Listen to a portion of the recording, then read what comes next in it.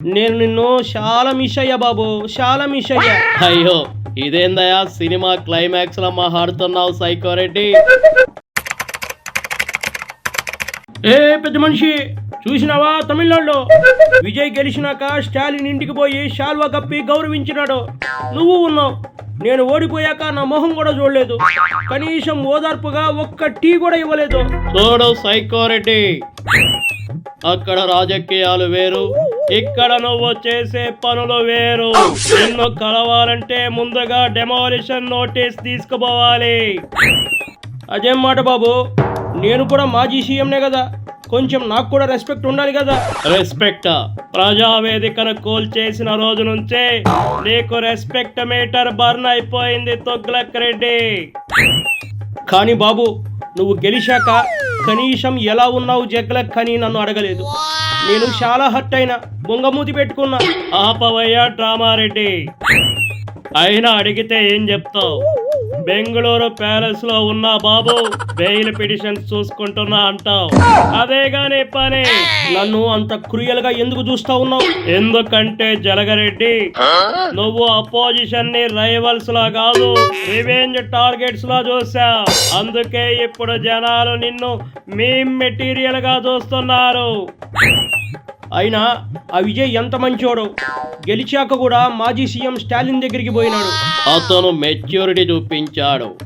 నువ్వైతే గెలుచుంటే వాళ్ళని వీళ్ళని లోపలేయండి అని రివ్యూ మీటింగ్ పెట్టేవాడివి. కాదు కాదు కాదు, నేను కూడా సాఫ్ట్ గానే ఉంటా, సాఫ్ట్ గానే. సాఫ్టా? నువ్వు నవ్వుతూ కేసు పెడతావు, టీ ఇస్తూ సిఐడిని పంపిస్తావు. నీ సాఫ్ట్నెస్ చూసి ఆఫీసర్స్ కే బీపీ వచ్చేది పేటిఎం రెడ్డి. కానీ పెద్ద మనిషి, రాజకీయాల్లో పర్సనల్ రిలేషన్స్ ఉండాలి కదా. నీ దగ్గర రిలేషన్ అంటే రెండు మాత్రమే. ఒకటి సపోర్ట్ చేస్తున్నావా, రెండోది కేసు వేయాలా. మధ్యలో ఫ్రెండ్షిప్ అనే ఆప్షన్ నీ సాఫ్ట్వేర్లో లేదమ్మా. నేను నిన్ను చాలా మిస్ అయ్యా బాబు, చాలా మిస్ అయ్యా.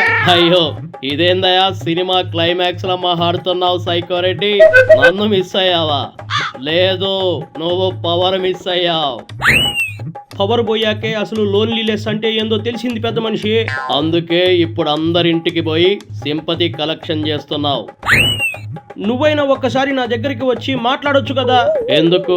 నేను నిన్ను కలిసి బయటికి వచ్చేసరికి బాబు సైకోరెడ్డి కాళ్ళ దగ్గరికి వచ్చాడు అని నీ సోషల్ మీడియా పోస్టర్లు వేసుకోవడానికా? అలాంటి ఎలా పెద్ద మనిషి, మనం విజయ్ స్టాలిన్ లాగా మనం ఫ్రెండ్లీగా ఉండలేమా? నువ్వు ముందుగా డర్టీ పాలిటిక్స్ మానే, తర్వాత మాట్లాడుకుందాం. నేను మరీ అంత షెడ్డోడినా పెద్ద మనిషి? షెడ్డోడివి కాదు, కన్ఫ్యూజన్ ప్యాకేజ్ గాడివి నువ్వు. ఉదయం ఢిల్లీ, సాయంత్రం బెంగళూరు, రాత్రికి విక్టిమ్ స్పీచ్.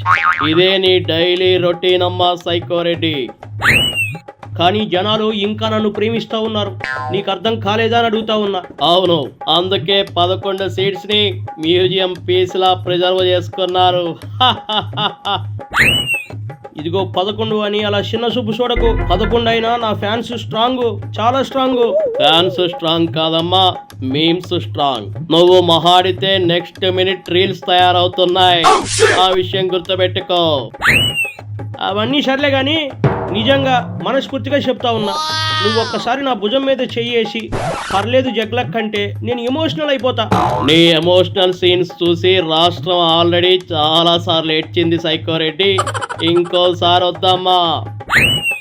మరి నేను ఏం చేయాలి ఇప్పుడు? ఫస్ట్ నార్మల్ పాలిటిక్స్ నేర్చుకో. ఓడిపోయాక రివెంజ్ కాదు, రిఫ్లెక్షన్ ఉండాలి.